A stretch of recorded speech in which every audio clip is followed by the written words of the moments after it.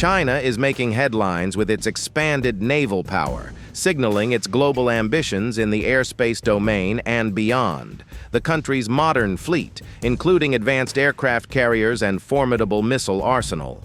But to maintain dominance, the U.S. Navy is going all in on a new technology that has remained out of reach for decades: the laser. Despite China's nuclear-capable hypersonic weapons, which can outpace a bullet and evade the United States missile defense sensors, the U.S. Navy is adopting high-powered lasers to safeguard its fleet against swarm attacks from drones and hypersonic missiles.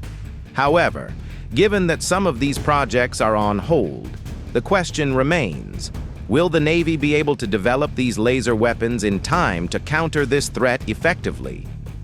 Join us as we unveil why the U.S. Navy boldly declared, "We can destroy China in 30 seconds with this." China has established various military bases in the South China Sea, particularly in the Spratly and Paracel Islands. In the Spratlys, China has constructed airfields at Subi, Mischief, and Fiery Cross, and developed possible missile, radar, and helicopter infrastructure at several smaller sites. In the Paracels, China has set up a significant military base at Woody Island and radar and helicopter facilities in other areas. Also, the country is still working on construction throughout the region, which suggests it may expand its military presence.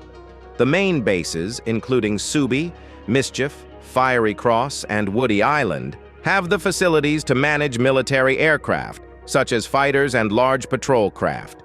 These missiles, radars, and aircraft extend the lethal reach of China's military across the South China Sea. Several islands serve as SAM systems bases, including the HQ-9, which has a range of 125 miles, and eventually the Russian S-400. These missile systems make the South China Sea dangerous for U.S. ships and aircraft that are not stealthy or do not have a layered air defense system.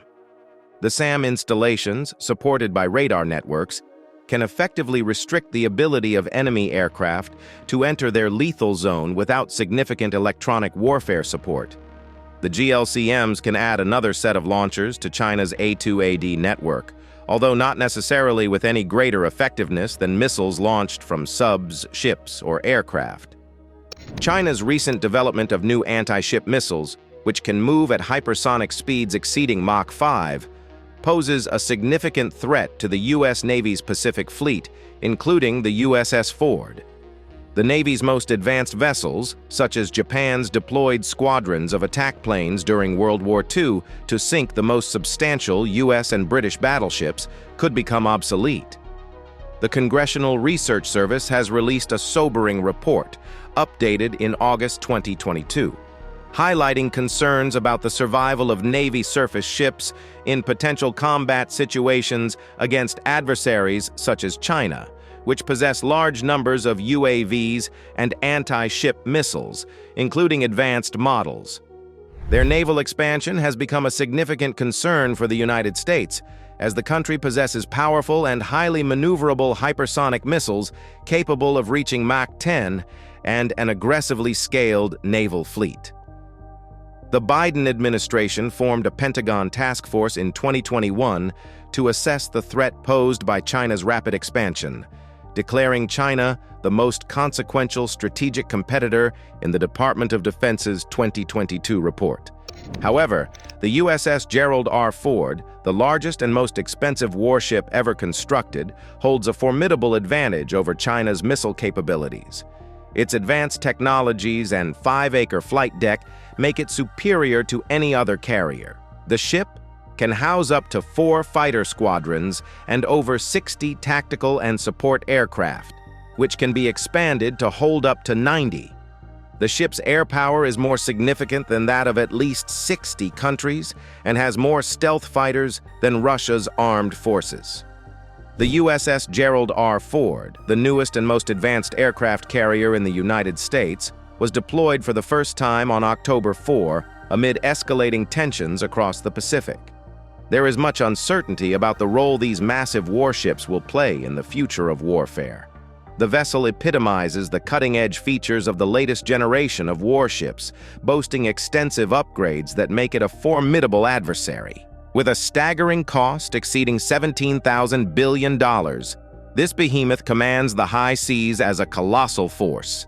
The Ford is more than 9 stories high above the waterline and weighs 97,000 tons, 32,000 tons heavier than the largest battleships of World War II. Despite its size, it is swift, cruising past 34 miles per hour, powered by twin advanced A-1B nuclear reactors. The ship has nearly 3 times the power of America's existing supercarriers, providing about 300 megawatts of electrical power. Seeing it on the water is like watching a New York City block go by in a blur.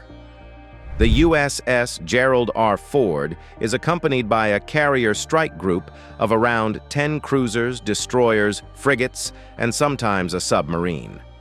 At least 2 of these ships are air defense specialists, typically Arleigh-Burke-class guided missile destroyers. These vessels are responsible for the first layer of protection against enemy attacks, using powerful radars on board to detect targets over 200 miles away. In addition, they are equipped with surface-to-air missiles and the Navy's Phalanx CIWS, close-in weapon system, which operates radar-controlled 20mm, 6-barrel Gatling cannons that can fire up to 4,500 rounds per minute. These cannons are similar to the ones used by American fighter jets such as the F-16. Recently, the USS Ford, the flagship U.S. Navy aircraft carrier, utilized interceptor missiles, sensors, and other ship defenses to destroy enemy drones, aircraft, and surface threats during warfare preparation exercises. These drills are designed to bring the vessel closer to major maritime warfare.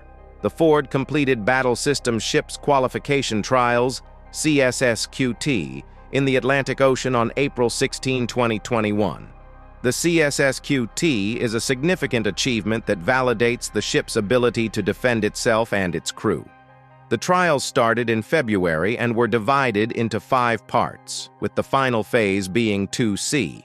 It results from years of preparation, training, innovation, and thousands of work hours the ship's current and prior crews put in.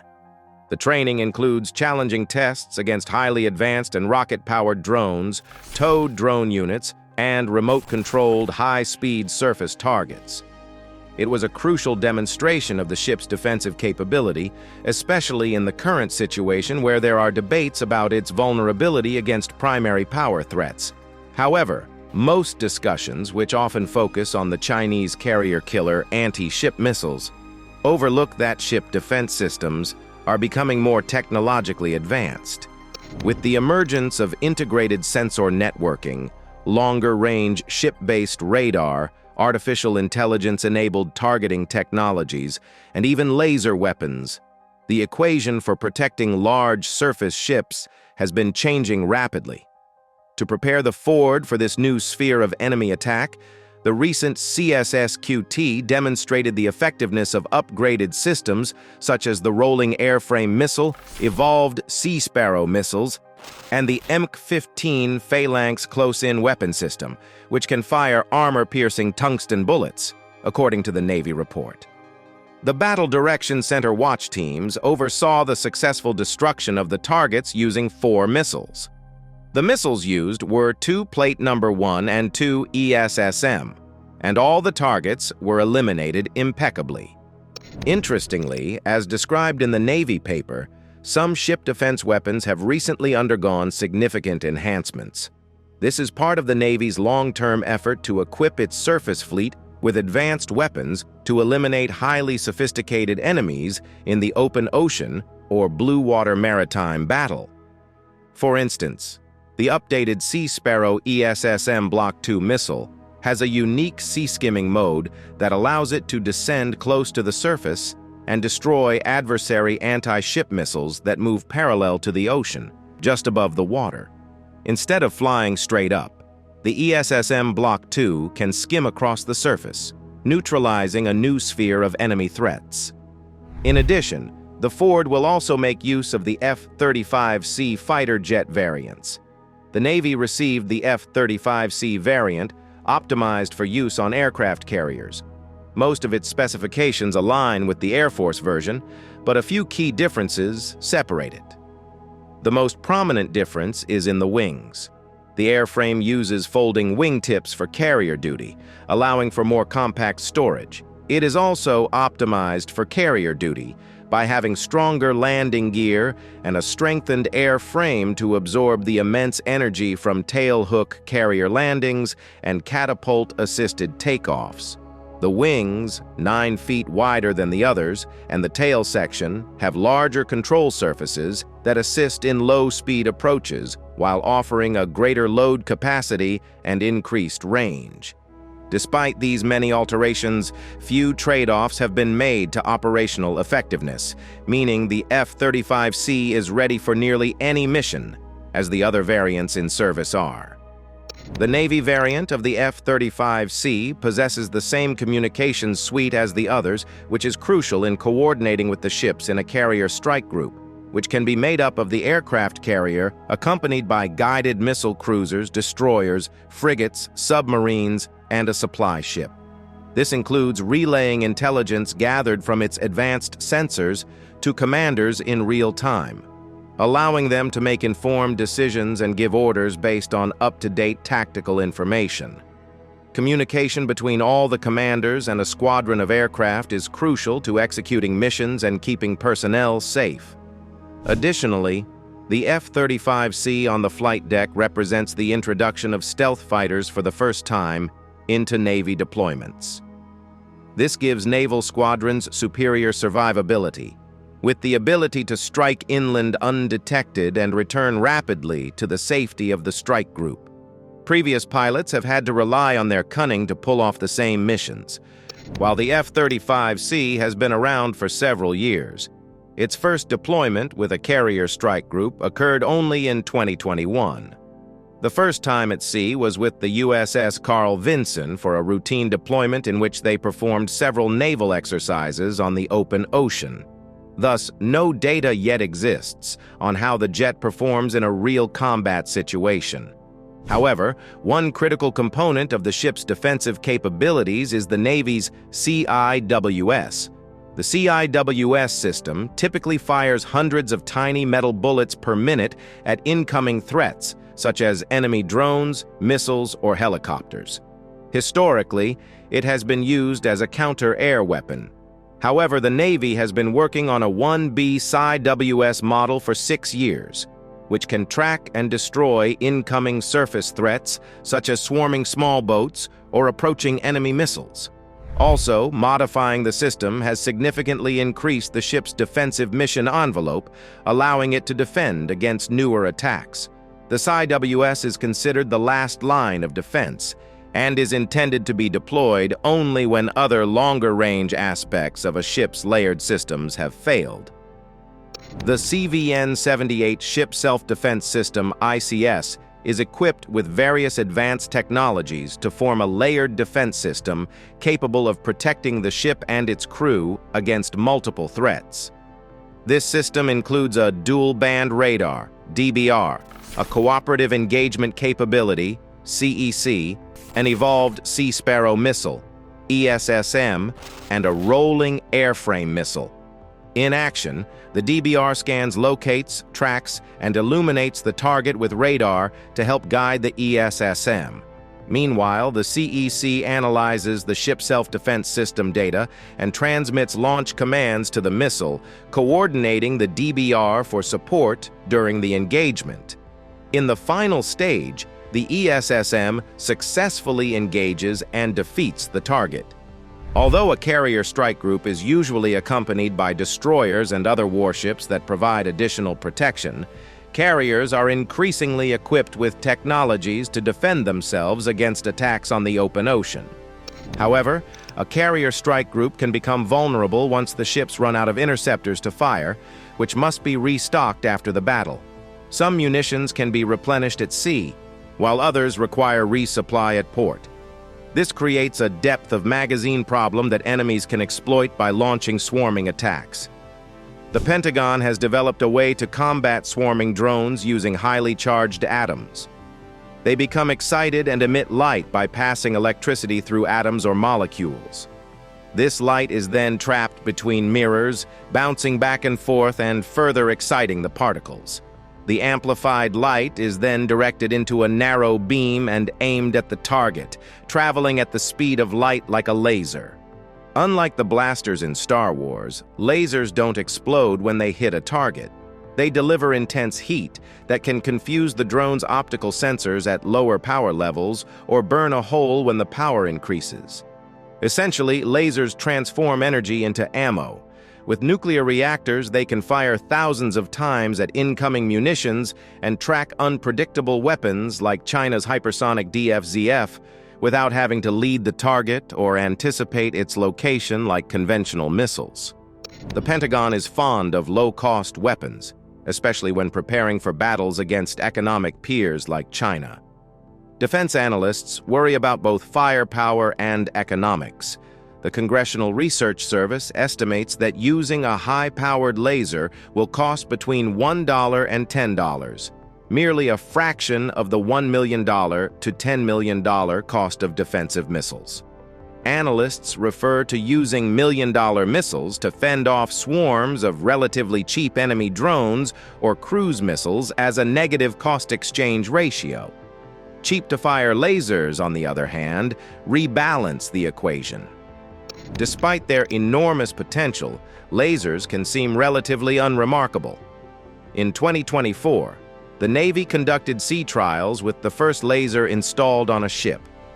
The 33-kilowatt ANSEQ-3 laser weapon system, LAWS, was mounted forward on the deck of the amphibious transport ship USS Ponce. It had a short, round firing tube painted white, with two smaller tubes for sensors resting on the shoulders. To an untrained eye, it resembled an amateur astronomer's telescope. However, even this early low-power version delivered remarkable firepower. During a test, the Navy utilized a small Zodiac inflatable speedboat equipped with replica cannons mounted above a dummy driver. As the raft rapidly moved away, gunners used the lay WS sensors to aim the laser. The LAWS rotated slowly outside the ship as it tracked and locked onto the target. It fired silently and without warning, an invisible beam of intensely agitated atoms that traveled at the speed of light. Instantly, the replica cannons on top of the Zodiac exploded, and fragments scattered into the ocean nearby. The hit was direct and accurate, with no visible damage to the boat or the driver. In another test, the LAWS could effectively take out a drone launched from the deck of a nearby ship. As the laser engaged the drone, the intense heat cut into the aircraft like a blowtorch. Within seconds, the drone had caught fire and descended towards the sea. In 2019, a more potent laser began undergoing trials, and in August 2022, the Navy installed its first permanent laser on the Arleigh Burke-class Preble destroyer. Developed by Lockheed Martin, this weapon boasts a 60-kilowatt power output that integrates with the ship's advanced Aegis radar and weapons control system. The Navy dubs Helios, or high-energy laser, with integrated optical dazzler and surveillance system. As per the Navy's contract with the developer, they received at least one more of the $105 million lasers with an option to purchase up to 9. Future versions may even be more powerful, with Lockheed Martin stating that the weapon could eventually scale up to 150 kilowatts. However, even if it reaches that level of strength, it will be most useful against drones and small surface ships. The Navy requires a much more powerful tool to defend against incoming cruise missiles and hypersonic weapons that travel at Mach 5 or faster. The Navy estimates it needs a laser with a minimum power output of 300 kilowatts to counter these threats effectively. The nose cones of these missiles are constructed from materials such as pyroceram ceramics or pyrolytic graphite, specifically designed to endure the high heat generated during supersonic flight, which can reach temperatures over 1,000 degrees Fahrenheit. As a result, lasers would need to emit sufficient intensity to burn through these heat-resistant substances quickly. They should also possess enough power to overcome atmospheric turbulence, which can adversely impact the laser's performance. Lastly, the lasers must rapidly pinpoint the precise location of an inbound missile traveling 1 mile per second to neutralize it successfully. The Navy is preparing to test a 300-kilowatt weapon to counter anti-ship cruise missiles next year. Dubbed Hellcap, High Energy Laser Counter ASCM program, the experimental weapon will be based on the Navy's existing AN/SEQ-4 optical dazzler interdictor system currently used on some destroyers. If the tests are successful, the platform is expected to become the Navy's first laser capable of intercepting incoming anti-ship cruise missiles. However, even if Hellcap works, it may not be enough to stop hypersonic missiles, which can reach speeds of up to Mach 10 and are built to withstand temperatures of 1,700 degrees Fahrenheit or more. The Pentagon may require a 1-megawatt laser, more than 3 times the power of Hellcap, to counter them. Luckily, megawatt-class lasers may not be too far off. The Navy awarded a contract to Northrop Grumman to develop one such laser, and the company completed a preliminary design of a high-energy laser that combines multiple laser beams into one powerful ray in July 2022. Northrop plans to develop a prototype with up to 300 kilowatts of power initially, but the technology may allow it to scale up the power to 1 megawatt. The Pentagon has invested billions in aircraft carriers, and for them, the arrival of new technology that can protect these ships cannot come soon enough. With the rapid emergence of China's anti-ship weapons, the vulnerability of warships like the Ford has increased, making them more susceptible than in the past 80 years. A single, well-aimed hypersonic shot could decide the fate of the world's most powerful navy. To prevent the aircraft carriers from meeting the same fate as the battleships of World War II, the Navy is going all in on lasers, betting that it can develop this sci-fi technology into a robust and reliable defense. No matter how fast or powerful anti-ship missiles become, the Navy hopes its futuristic lasers can burn them out of the sky for less than the cost of a cup of coffee. Thanks for watching. While you're still here, click on the link on your screen to watch another of our interesting videos. See you there.